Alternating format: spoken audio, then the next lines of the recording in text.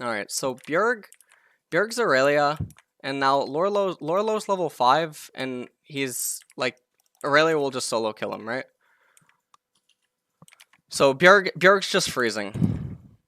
Bjerg's freezing, and you can see everything happening on the right side. Now, Ryze can't really... Ryze missed the opportunity to walk up and just do stuff.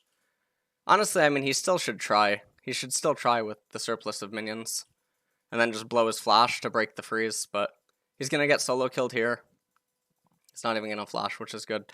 And now Bjerg's going to go back to freezing. And so this is really good. So already Bjergsen's ahead. He's ahead right now 5 CS, and then he's going to be ahead 6, 7, 8, 9, 10. So he's going to be ahead 10 plus a kill. And then Lourlo gets boots. And now the permafreeze begins. Okay, so he comes up, and you can see that he can't really do anything. Now Sylas needs to come up and help him here. Because all that Lourlo can do is actually stay in XP range. Because if Bjergsen has good minions, then he'll all in him. Bjergsen's the Aurelia. Sylas should have came top. Now Sylas was actually asking if he should have came top, but he should have just done it. Now right here, one of the things Lourlo can do, and I think he wasn't thinking about it, is he can stand right here. He can press R and ult the minions into the turret. That would be probably the best. That would be the best. Like, obviously not that exact location. Ryzes don't think about this. He could ult the minions into the turret. And Ryze players don't think about this. So he could walk up, ult, and throw them into the turret, and then Aurelia would lose her freeze, and that would be fine. But he doesn't think about this in the moment. If you guys have watched my stream before, I've talked about this mechanic on like freezing with Ryze since like season 7 or like season 8 or something. So now he gives up on the lane because Bjergsen maintains a permanent freeze. Okay, so at this point, Bjergsen's team is what? Let's see. Hopefully we can get a tab. Bjergsen places a deep ward just to see if Ryze is like hugging. Any info? Okay, so Kennen is Kennen against Sylas, or no, wait, what's going on here? Kennen against Lucian, and Kennen's actually ahead of Lucian, because he has the 3 kills, he has Seekers, okay. Meanwhile, bot lane, Senna and Swain are winning. Okay, so now all that everyone needs to do is Lee just needs to power farm his own jungle, wards here, wards here, wards here, wards here, etc., right? And then Bjerg probably can have a ward right here. And this is it. This is just the vision line that they need, right? Defensively, right? Maybe control ward here, control ward here, control ward here, whatever, right? And just don't die. Now, what is Ryze really gonna do when Aurelia is permafreezing? So the jungler would have to come unlock this. Now, Lee Sin, for some reason, even though Aurelia was permafreezing, what he could be thinking is that he would come top and just kill Ryze, but like, obviously, this is bad. Now take a look at Kennen. Kennen's wave is really good on the minimap. You can see this, that Kennen's wave is good. Okay. So, doesn't make sense why Kennen actually leaves, because Lee Sin could easily just probably get out. But Kennen comes over too. Ryze flashes, and then this is the interesting thing I talked about with Darshan. Temporarily lower your DPS in order to have higher total damage dealt. So right here, when he does the Rune Prison, you see he initiates an auto attack. Shouldn't do this. He should keep running after Kennen in order to get total or higher damage dealt. This is very akin to like when a ranged champion is right here. If the ranged champion is A and the enemy champion's B, the ranged champion could get a max range shot, right? And then fail to catch up. But if the ranged champion kept running, they get 1 shot and then 1 max range shot. So the total DPS is lower because damage per second, but the total damage dealt is higher. This has nothing to do with League, it's just, you know, a concept that you can do. You could do this in paintball, you could do it in real life, you could, you know, whatever, like Marines versus Zerglings, Marine versus Dragoon, I mean, Siege Tank, whatever. So now, Ryze is still perma-frozen on, and he can't go top lane. Okay, so now let's ask ourselves the question, what can anyone on the side of Bjergsen's team do? Okay, Senna just died down in bottom, and this has nothing to do with Rise. Okay, Rise comes in, doesn't find a jungle camp. Okay. Lucian is crashing, and Lucian could rotate top right now with Sylas and Rise, but this is because Kennen's coming back and Lee Sin shows mid. Okay. Now, Lucian's not going to make that play, and even if they did, Aurelia would just be able to sit underneath turret and probably be able to be fine, but they would at least break the freeze. Rise takes the red. Okay. Now, Rise still can't go back top lane. So, Lee Sin goes into his jungle, doesn't find the red, Kennen's fine. Lee Sin is just waiting now. Okay. Rise can't go anywhere. So, at this point, Bjergsen should know that after Rise got that kill, after Rise got this kill and was spotted going into mid, Bjergsen should be able to, Bjergsen's team and Bjergsen should be able to use deductive reasoning to know, okay, Rise is somewhere in this area. Okay. Now remember, it takes, 8 seconds for a recall, and then you factor in the amount of time it takes the champion to walk back to the lane. Okay. So now, Bjergsen could assume that Rise would probably show top within 10 to 15 seconds if he was just going to go through red side jungle and then reappear here. Okay. Kennen shows in mid, and Rise probably would have showed by now. Now remember, Bjergsen has this ward. Okay? So, if Rise was going to come top, he already would have came top. If Rise was going to do something, he would have already showed mid. Okay. Bottom lane is resetting, so let's keep using deductive reasoning as the red team. Okay. Lee Sin can just farm his camps. Now, take a notice at this bot wave. Maybe Lourlo will look at it. He's not looking at it. He knows that he still can't go top lane. Okay. Now, what is Senna doing? Because it looks like she's going really slow and not getting the crash. So what Lee Sin should do is just path towards bottom. Okay. Lee Sin is now at bottom. They also know that Tahm Kench is here. They know that Rise is still missing. Lee should just immediately go bottom and then try to guarantee that Senna gets the crash on the wave with Swain. Okay. Do not fight with any of the opponent's champions. Okay, Kennen's wave is resetting. Why is Lee... Okay, why are they fighting? Rise could be there. Rise could be bottom right now. And yet they're fighting. They're handshaking a fight. Lee did not do his Raptor camp. Lee was in river, even though the dragon does nothing. Rise is still missing. Why is Kennen in the middle of this wave when all 3 members were just on the right-hand side and Rise is still missing? Why did Kennen not just shove this wave even faster than he did? Why does Kennen not play around vision? Or, let's take a look at this. Wave is resetting in mid. Does Kennen need to immediately shove in the wave? No, he doesn't. Kennen doesn't need to do this. He can just stand back and not die. He can farm these with shurikens. Okay. So if this is true, Lee Sin just lost all of this gold, right? That he should have had. This should have been eaten by Lee Sin. So we're not even gonna count this. This should have been eaten by Lee Sin. This camp should be on a respawn timer right now. Right? This kill on Kennen, no excuse. No reason for this to ever happen. No reason. Now they're sharing XP. They also lost half of the minion wave. So half of the minion wave chews into a little bit of the assists, and they're sharing EXP. Okay. Now Bjergsen is up 51 farm. Okay, he's up 51 farm in 2 levels plus a plate. Okay, so the plate plus half the wave that they missed in mid, whatever have you. Lee Sin is up over Sylas in terms of EXP. And the other thing is that, remember, Kennen probably isn't in that bad of a spot. Lucian is level 8, but let's take a look at when Lucian dinged 8. When did Lucian ding 8? Lucian just dinged 8 off of this kill. He kills Kennen, and he dings level 8. And then he gets 3 shared minions worth of EXP. So let's take a look at when Kennen hits level 8. Now let's see if Kennen got it off of these minions in mid. Kennen's still level 7, so Lucian's a little bit ahead in EXP. Okay.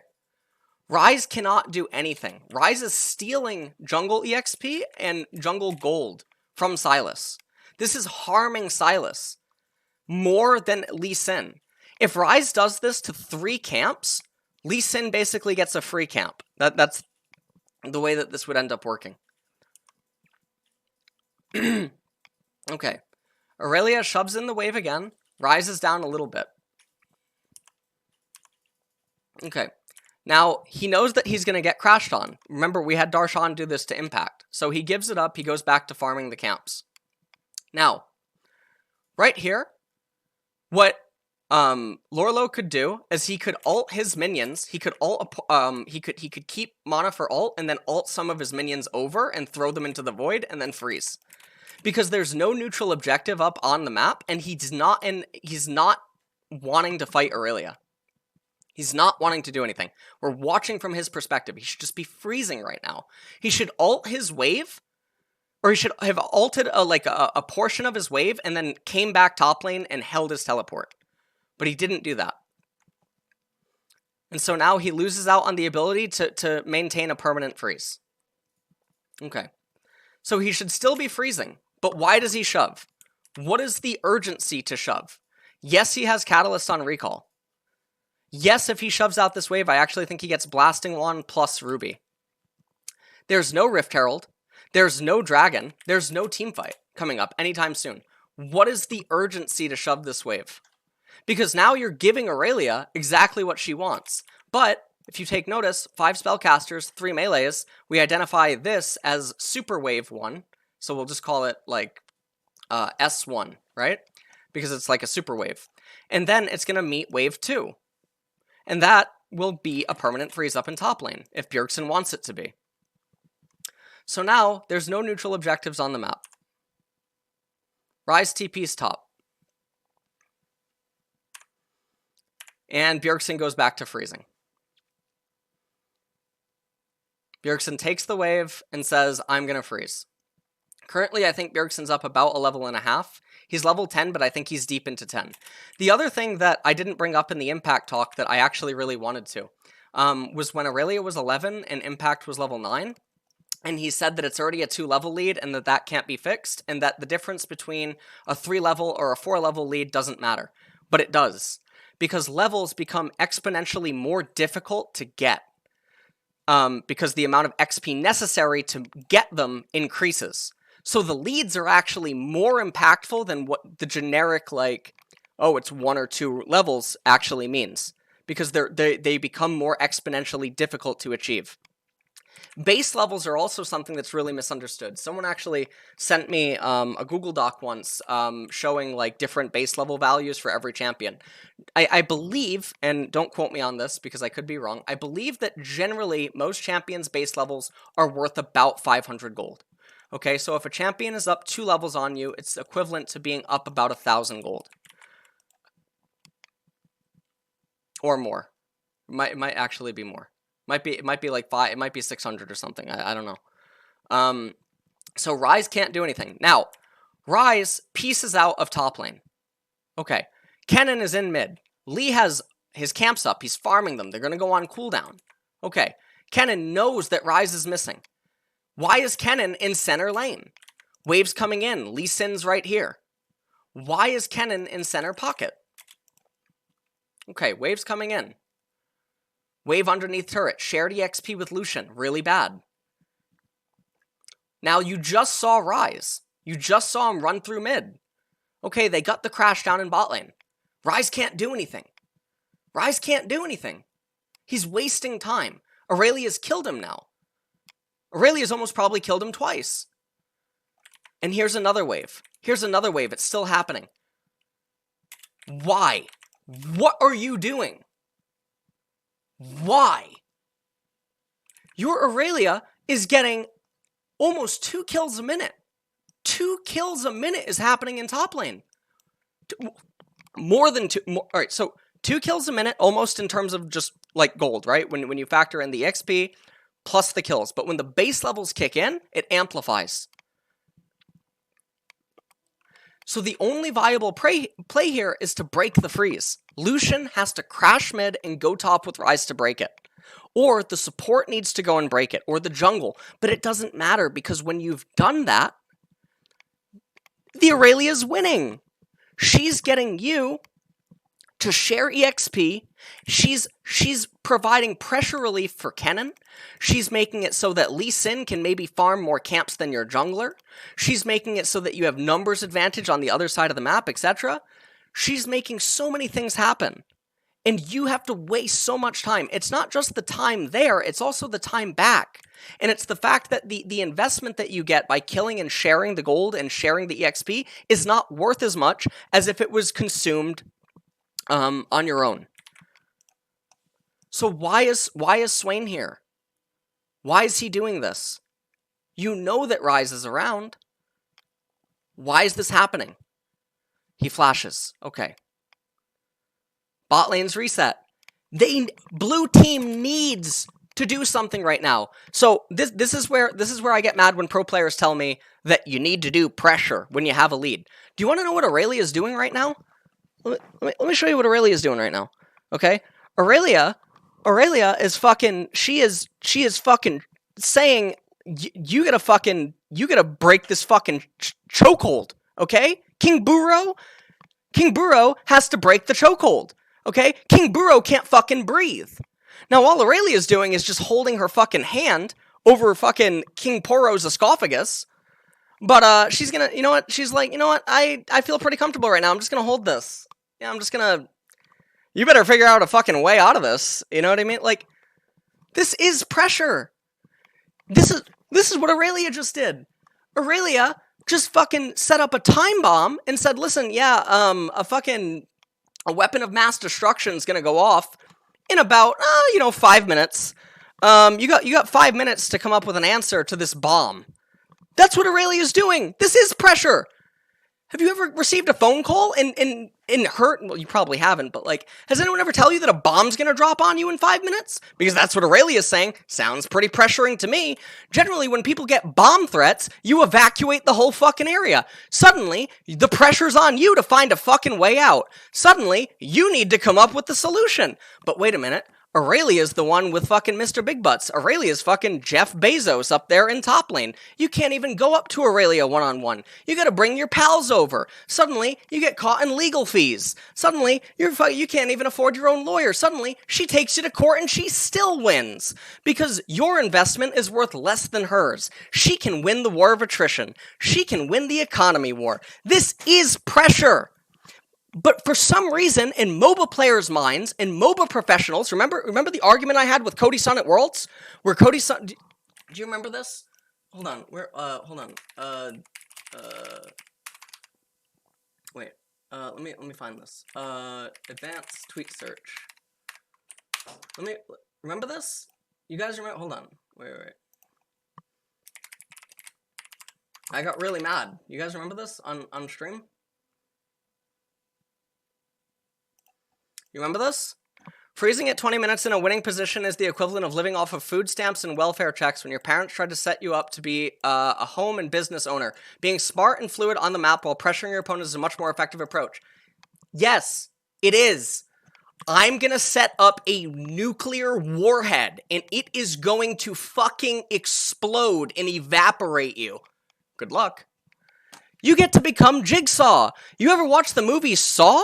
That is exactly what Aurelia is doing right now. Aurelia is up there in top lane, and she created a bomb. And she says, you know what? I'm ahead of you. I have more money. My bomb is fucking a weapon that you've never seen before. You can't do anything, but you know what? No pressure, bro. No pressure. Fucking onus is on you to stop it. Onus is on you to come top lane and stop this bomb on my terms. You have to do something. That is pressure. Why in MOBA players' minds, and I'm not talking about Cody Sun, by the way, because he's Cody Pog.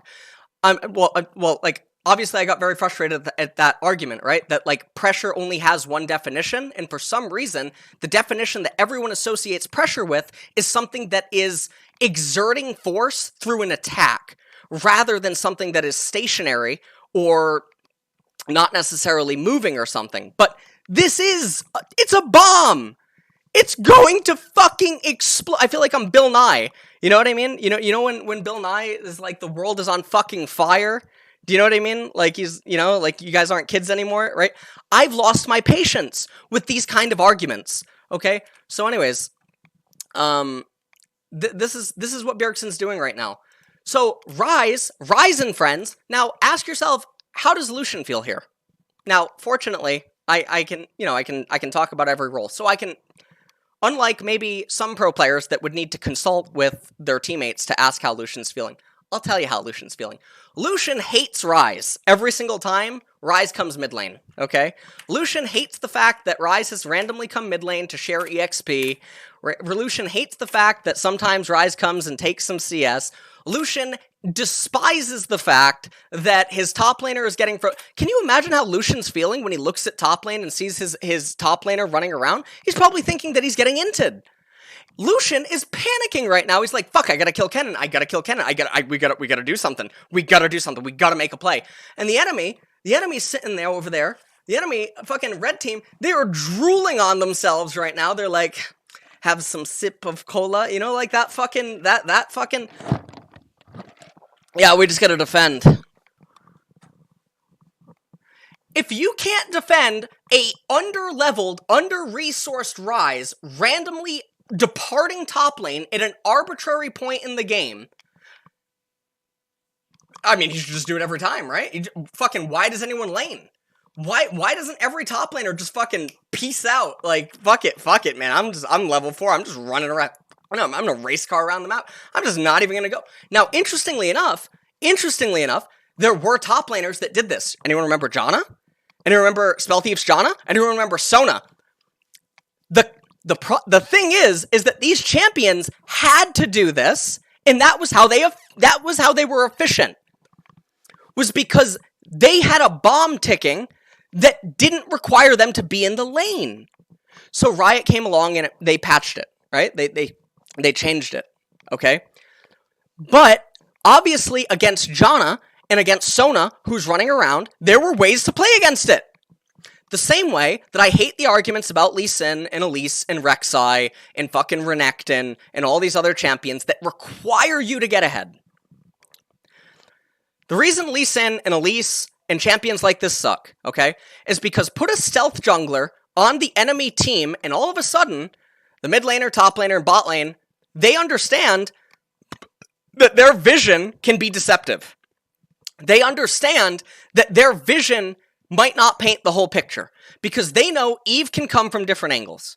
They know Shaco can come and he can be stealthed. Twitch can come, he can be stealthed.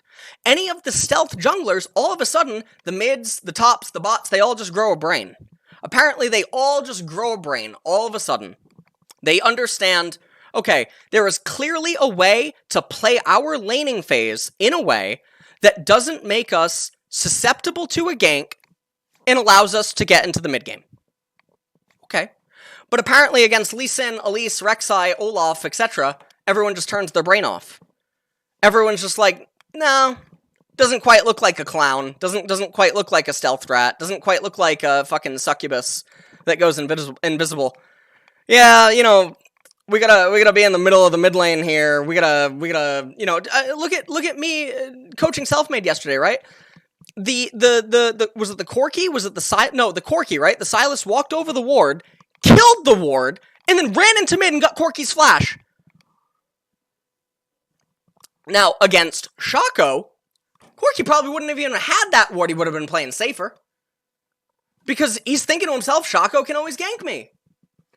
Now, this enters the part where you could argue that by having these champions, it creates a subtle advantage for your laners because it forces the opponents to play in a way that they might not want to. It could skew some things. Absolutely, it could. But if the argument is still that you're going to show up with a fucking bag of meat at 15 minutes for the mid-game teamfights, yeah, I'll sacrifice fucking autonomy over laning phase to guarantee that I'm going to win the game. Welcome to scaling. So, for some reason, people turn their brains off. Okay, so, we're going through the Lourlo VOD, alright? Who is happy with bot lane's fine. Bot lane's fine. Bot lane backs off. No one is happy right now. Now, the thing that I couldn't do in the impact argument is that I want to ground him to the arguments, right? I want to ground him to the variables. The variables are important. And the variables have to be considered, right? Because not every single champion in the game has Destiny Gate, right? Twisted Fate Ultimate. Not everyone has an instant teleport on their abilities. Sylas could just go with Rise and maybe try to do something bottom. Does the minion wave allow for it? If the answer is no, well, a problem's been presented. Could we have known when Rise was passing down here that maybe they could go for that play in bottom? If the answer is yes, then you ask the question, could the red team, knowing that the blue team knows that, do something about it? If the answer is yes, you've encountered another problem. You're stuck again. Okay. Sylas has camps coming up. Doesn't look like he's going to be able to get to them. This now means that if Aurelia just gets 300 gold in top lane plus EXP, right? Sylas forgoes 2 camps. Lee Sin gets 2 camps. Let's say that you get a kill. Let's say you get 300 gold, plus you get, like, the assist, whatever, you get a little bit of XP there. It still ends up being an equation of what is more worth it. And then the thing is that, again, because of the exponential growth of levels, Aurelia's levels are more important. A level 11 versus level 9 is not the same as a level 15 versus a level 13. It's not the same. It is not the same. And this is why jungle EXP is also so weird. Because levels become exponentially more difficult to obtain. And this is why the jungle mechanic that starts at level 9 with EXP becomes so important. Stat-wise, it's the same, but in terms of actually getting to those breakpoints, it's not. So, okay, Swain comes in, and we ask ourselves why. Aurelia is still freezing. Okay, now enemy got a turret here. Now, we could maybe argue that this is because of Rise. Okay, enemy gets a turret. Enemy gets 500 gold. Okay, did Aurelia get more than 500 gold? Probably yes. Okay, so Aurelia got more than 500 gold. Did Aurelia share EXP with anyone? No. Did they share EXP with themselves? Yes. Okay. Did Rise miss out on EXP during all of this? Yes. Did Aurelia? No. Okay, so the gold itself isn't even advantageous. Now, this is another place where, like, League of Legends professionals, their brains sort of break. Where they don't understand that just because you're losing objectives doesn't mean that it's a bad thing. Sometimes losing objectives is really, really good. I remember in 2006, 2005, when I would make comments about letting inhibitors die, I would be memed and mocked, right? I had 200 viewers, 300 viewers, no one fucking, like, you're an idiot, blah, blah, blah, no one listens, yada, yada, yada. Nowadays, we have 2015, 2006, 2016, I can't think. Nowadays, we know that losing inhibitors can actually be bad, right? It shouldn't take spectacle and constant harping on in order to get to this point, okay? This is pretty cut and dry, right? So let's constantly go through the variables. Does anyone like Rise right now? No. No one likes Rise. Everyone is angry at Rise right now. Now, are they getting wards inside of Lee Sin's jungle? Yeah, they do. They have wards inside Lee Sin's jungle. Okay. Let us define what those wards mean. Does Sylas still have to go and farm his own camps? Yes. Okay, so that means that he can't always be there. Yes. Does Lucian and Aphelios and Tom still need to get resets off? Yes. Okay, so they can't always just be in the lane, always waiting to capitalize on a vision. Okay, yes. Okay, so can the red team use deductive reasoning based on when they last saw the opponents to conclude where they may or may not be? Yes. Okay. This is where a pro player that gets very threatened because they're lazy and they're ignorant. They're like, oh, there's too many variables. Players aren't robots.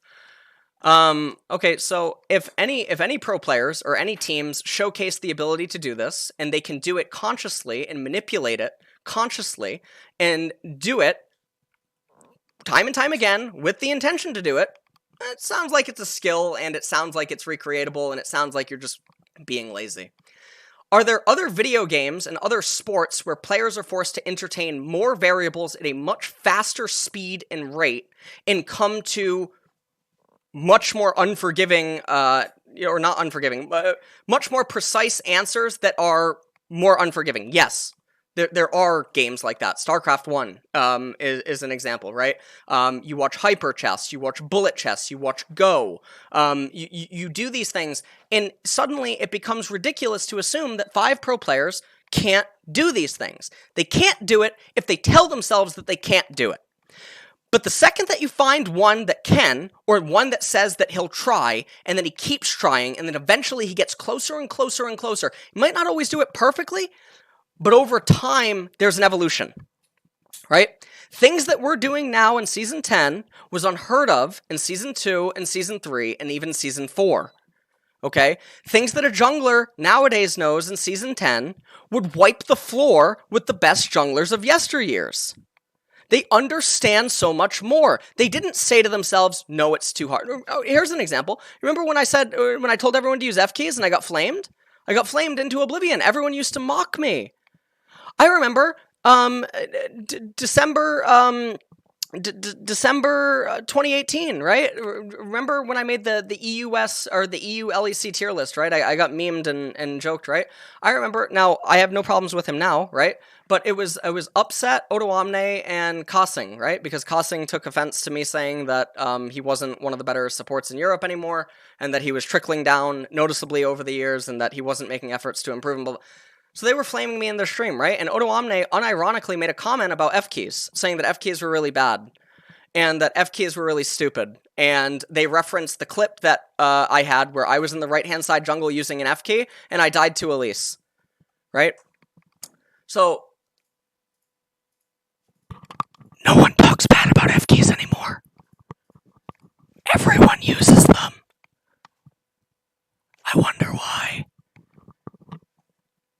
It's really weird. So can we remove what the person that you don't like, can we remove them from the equation and just only assess what they're saying? Because whether or not they liked me as a human being or as a person or as a coach or a content creator or as a player, whatever, all that I was saying is that F keys are good. F keys have a reason. F keys can do this, they can do this.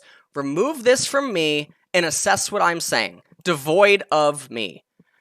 If you can do that, you can grow, regardless of if you like me or not. And my fucking thing isn't if you like me or not. I don't care if you like me or not, right? But if I can do stuff that can make you better, or if I can talk about things that can make other people better, that's what I enjoy. That's what I like. Okay, Brendan, I'm going to coach you soon. Let me just finish this. So Rise is still running around, right? Rise is still running around. Okay. Thank you, Raul Gamer, for 25 gifted subs. Now, why? Now, Rise runs into mid here. He's gonna die. Okay, Aurelia is still freezing. Now, let's take a look at what's happening here. Sylas is invading Lee Sin, getting his camps, right? Now, someone might say, oh, they're doing this because Aurelia is freezing, right? Like, the red team teammates, they're under pressure. Sylas is also foregoing his own camps. So even though he's getting camps away from Lee Sin, he's also not eating his own. Which then means that Sylas goes up and Lee Sin remains at a standstill. So there's an up arrow for Sylas, right? And then there's just a normal thing for Lee Sin. But maybe Lee Sin is elsewhere eating the camps. Okay. So then, again, the question becomes, is Aurelia's gain more valuable than, Sylas's? And the answer would be yes. So here, now what ends up happening is that Riot has also devised more mechanics in the game that are really interesting for comeback EXP and, for bounty gold and all this other stuff. Now, finally, they're rotating top lane. Now, remember, Aurelia is like level 12 and a half or 12 and something. Now, Bjergsen probably shouldn't fight this, but for some reason, they mess up really big. And now Ryze is here in mid lane, and Senna is shoving out down in bottom. And Bjergsen gets a kill, and this is game ending because you could not have allowed this to actually have happened. Now the red team just needs to play defensive, and now the Aurelia she's coming online. The bomb has basically this is fucking Superman arriving in Justice League. Now Ryze just killed her, got a 700 gold bounty, split that up with some of his teammates, right? They killed Lee Sin. Why is the red team doing this? Okay, looks pretty good, right? 13-6. Let's not forget that Aurelia still has a massive XP lead that's gonna stick. Okay, 14-7, right? Aurelia, she is up 80 CS. How many kills is 80 CS? Aurelia's Bjergsen. Calculate the amount of kills ADCS is. Calculate the 5 turret plates that Bjergsen was able to get on his own accord. Okay, calculate the solo turret gold that Bjergsen was able to get on Aurelia. Calculate the 2 level disparity on Bjergsen. Calculate it relative to maybe other champions, etc. This Aurelia is a big motherfucker. And some of the things that the blue team got was because the red team was making mistakes. We just went through them all. We saw how hopeless it was for Ryze. We saw how reliant he was on Kennen making mistakes. We were able to clearly explain how the mistakes shouldn't have happened based on the information that red team had. From even the perspective of blue team, we don't even know what wards red team actually might have had more. Do you know what I mean? This is how ridiculous this is. Now look at this. Why are you getting a Herald at 19 minutes? Is 500 gold mid-tier 1 turret gonna make or break the game? No! Item breakpoints, timing, levels, those are gonna break the game. Okay, look, now look, they're sieging. They're sieging mid-tier 2. Same fucking thing. Now, interestingly, Bjergsen's probably familiar with this one, right? The enemy team's doing it now. This is what I like to call the TSM, okay? The blue team has concluded that it is imperative to divvy up the 500 gold of this mid-tier 2 turret amongst their 4 members. Without the 500 gold of this mid-tier 2 turret, rather than the gold and the XP in any of the side lanes or any of the camps that are about to respawn, they will lose the game. It's do or die for the blue team here. They need to immediately get to the mid-tier 2. They need to raise it. Now, rather than getting good recalls off and stealing away jungle camps and stealing away farm and freezing top wave or something without any objective on the map, it would be more wise, of course, to go into the middle lane and consume that of the mid-tier 2 turret so that all of the members on our team can be bestowed with 50 gold as well as get the proximity gold amongst each other. And using that gold, well, once you get the calculation on what is going to be divvied up, you will conclude that it is about 175 gold per champion. And yes, I do believe that is necessary to win the game. Yeah, so you need 175 gold per champion. That's really great. You take this camp, I'll take that camp, you take this camp, let me get a couple of these minions. How about we get these minions? And then we'll get the respawns going. That'd be fine. So they die here, and then all the bounties go down, and Aurelia is a big bitch. So base levels are really cool. So now the enemy team is gonna bust the fuck out. Now Ryze has now okay. Mountain's coming up, right? Sylas is dead.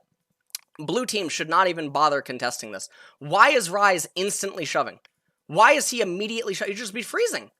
He should just be freezing the wave. Dragon's gonna go down, and then the question is can the red team do Baron? The answer is no. Okay, Lucian's gonna farm this camp, right? Sylas is gonna come up, he's gonna run here, he's gonna farm this, he's gonna farm that. Just give up the camp. Instead, he's got a hot date to go to. Aurelia's here. And fucking Lucian and Sylas are here because they're both playing bad. And, yeah, okay, they lose Mountain. They lose a team fight because why is Aphelios and Tom going for a Mountain? Are you gonna lose the game over the opponents getting 6% armor and MR on all their champions? Are we gonna lose the game on this? Is that what is going to cause us to lose the game? We can't possibly wait 6 minutes for Ryze to show up with his Seraph's Embrace. We can't wait for Ryze to get Seraph's Embrace. Please hit tab. Someone, please hit tab. Just please hit tab. Okay. So, apparently we can't wait for Ryze to hit Seraph's Embrace. Aphelios is allergic to wanting Infinity Edge. Tom Kench doesn't want something. I don't know what it is, right? Apparently we can't wait 6 minutes. Apparently, let's go into something. Let's go into something, okay? Let's take a look. Okay, let's take a look here. Lee Sin, level 11, right? Level 11. Okay. So, okay, we are very afraid of Lee Sin getting 4 armor. Okay, we're very afraid he's gonna get 4 armor. And wow, okay. Yeah, we can't let him have that. All right, how about Aurelia? How about Aurelia? We can't let that happen. Hold on. How about Aurelia? What is Aurelia gonna get? What's Aurelia? She's what, 14? 14. Probably almost 15, but whatever. Okay. Okay. Wow. Okay. Yeah, we can't let Aurelia have that. That'd be the end of the world. Hold on, let's check Senna. Hold on. So no one's even getting a cloth armor yet. So I'm gonna have to add up 3 of them to basically get a cloth armor. Right? I'm gonna have to get 3 of them to get a cloth armor. So we can't give the opponent, 600, 700 total gold. Like maybe more than that actually, because Kennen has Seeker's Arm Guard. Why can't I check this? I don't know why I can't. It's not letting me check Senna. Alright, let me do Swain. Okay, wait, it's not letting me do anything. Why is the site breaking? What? What?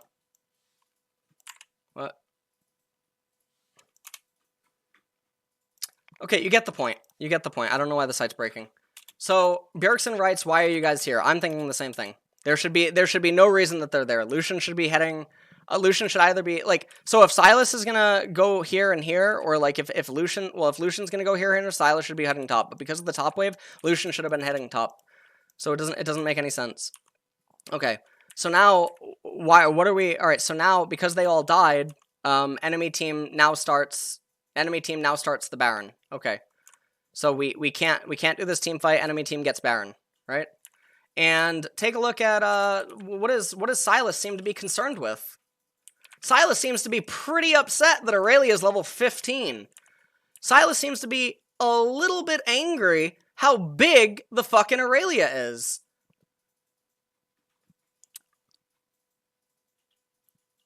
Silas, he seems a little bit, maybe a little bit problematic how big she is.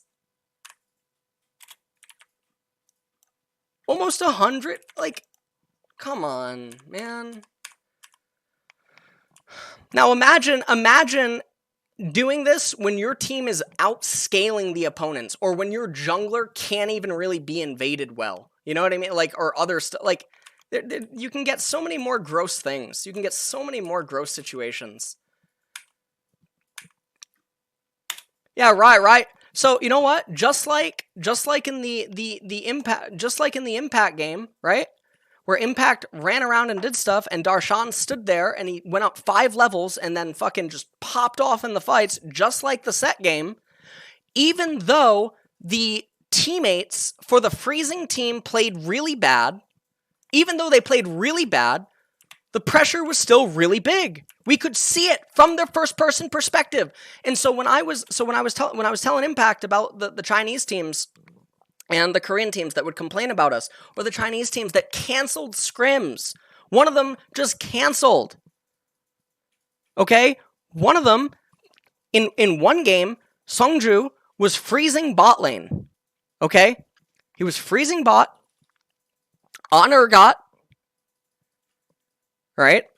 Freezing bot on Urgot. Enemy paused, said stop freezing. We wrote a question mark, and then said no. And they said, okay, GG. Then their coach messaged Quest and said that they needed to cancel the scrim block.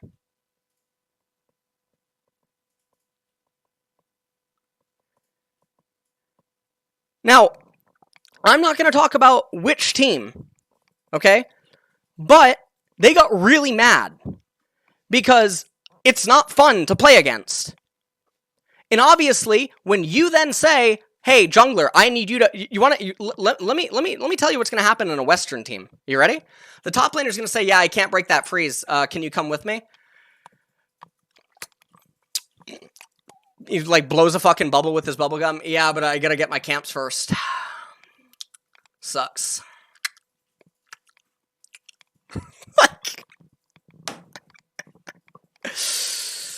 Yeah, I gotta get this crab though. let me get the crab. You know, like what? Okay, I guess I'll roam mid, and then the guy roams mid, right? And then he fails to do anything, and then 3 minutes later they lose a team fight, and they're like, whoa, They question mark ping their top laner, and then the guy's like, I can't play when my top's down 3 levels. Like, what am I supposed to do? He says to the coach. And then the coach is like, yeah, you shouldn't have been down 3 levels. And it's like, no, you tell the jungler to go break the fucking freeze. You prevent the things that led to this. Don't just tell them to fucking be better. Like, so anyways, this is just like in the Impact game. This is exactly like the Impact game. Wait, can I find the Impact game? I want to go through the Impact game. First person perspective.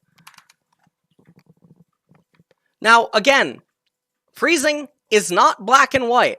You do not just go, I'm going to freeze. The variables have to be present. You got to understand, what is the map state? What's my jungler? What's everyone doing? Where did we last see them? What is happening? Right? And this is fine.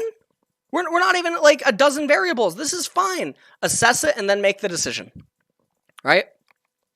And then the conversation I was having in Twitch chat the other day, right, with some of the pro players is, so generally, when you go into a game with a draft, right, you have top jungle, right, you have top jungle, mid, AD, and bot, right?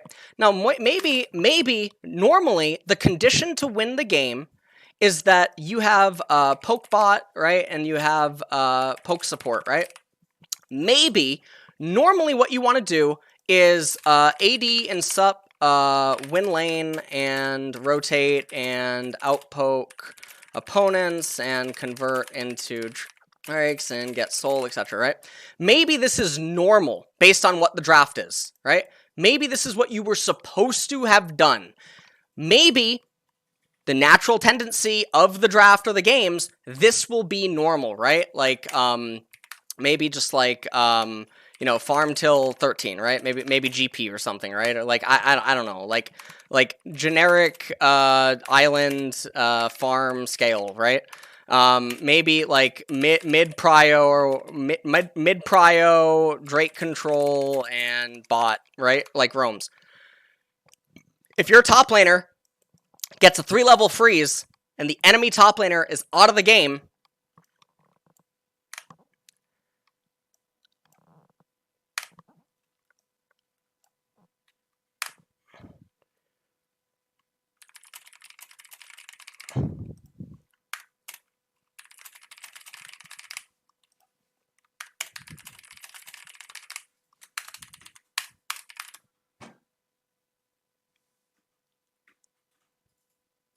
it's really weird, right? Because I thought when we loaded into the game, we're trying to just win, right? I thought when we loaded in, we drafted in a way that was going to let us do certain things in order to achieve the inevitable end goal of reaching the finish line. I thought that we were going to use our bot to go here and then do this and then do that and then do this and then take this U-turn and then go here, etc., to cross this finish line. Because that's why we drafted this way. But wait a minute. Fucking Derek just found the magic tunnel. Can everyone just please follow Derek, please, up to the magic tunnel? Can we just let Derek bring us to the finish line? Yeah, but that's not how I'm supposed to play my lane. Like, it's not what my lane's supposed to do. Like, I need to do this. Look, when we drafted this way, I need to play this way. We have to do this. Like, can you shut up and follow Derek? These are the people that die first in the horror movies. What the fuck? These are the people in the horror movies that's like, wait, let me get my laptop.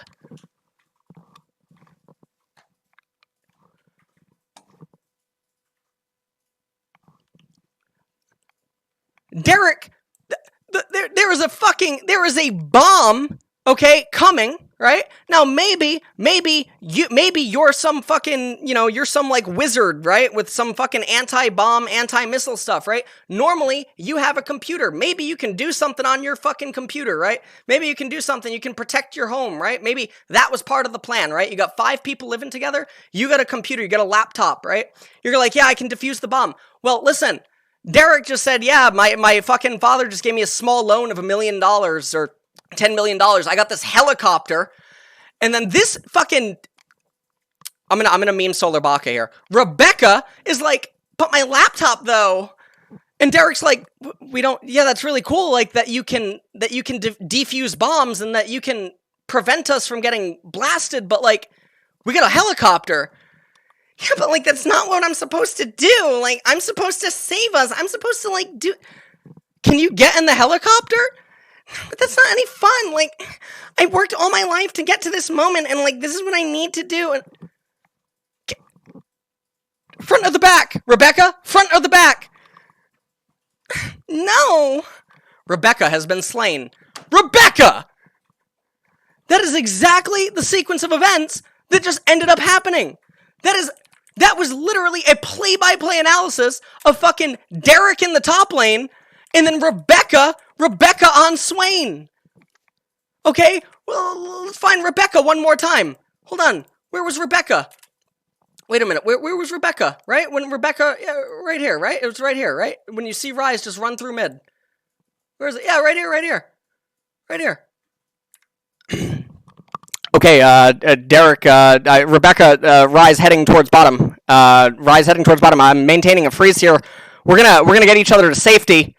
We're gonna be completely fine. Yeah, I just updated my computer specs though, Derek. Let me show you what I can do. Hold on. I got it. Don't worry. And also, like, I downloaded this new thing.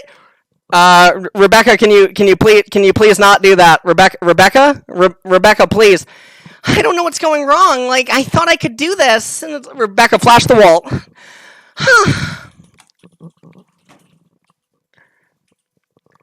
Meanwhile, Derek with the helicopter up here. Like, what the fuck?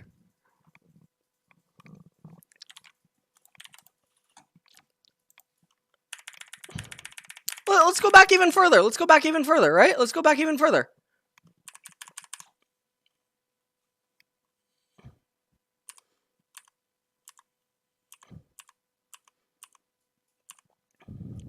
Yeah, it's Derek reporting in from top lane here. Ryze still not spotted on the top side of the map here. Can't quite locate him. Yeah, we still can't see Ryze. Is he bottom, guys? No, he's not bottom. Okay, he's not bottom. Billy, maybe play back and... No, I gotta push this wave. Billy!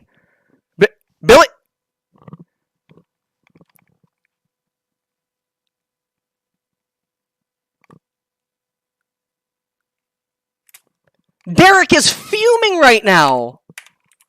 Ryze wasn't top for 2 minutes! Why are you in the middle of mid lane? Why did you push a wave that was coming into you?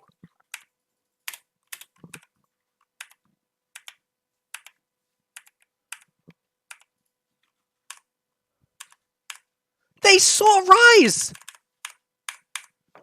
So, Kennen might not be happy the way Billy's not happy that he didn't get to just use his cool new toys, the same way that Rebecca's not happy that her laptop's gonna get destroyed in the bomb, but at least everyone's getting on the helicopter and getting carried to fucking safety. Like, what? I'm screaming because spectacle, okay? Like, it's more entertaining, the message sticks more, creating a story, we're attaching names to things. Like, this... Even if you argue that it doesn't help, it eventually does help, right? So, unfortunately, this is just a really good way, I think, of getting the message across. Using hyperbole, using spectacle, doing these things in order to try to drive a message, right? So, the next time that you're Rebecca, maybe you'll just not roam through river when you just saw the Ryze. When you just saw the Ryze run through mid. Maybe now also, I mean, Lourlo was being a bit of a Rebecca here, right? Lourlo didn't need to shove. What objective, right? Didn't make sense. Anyways, whatever. Let's go. Hey, whoa. Valdez.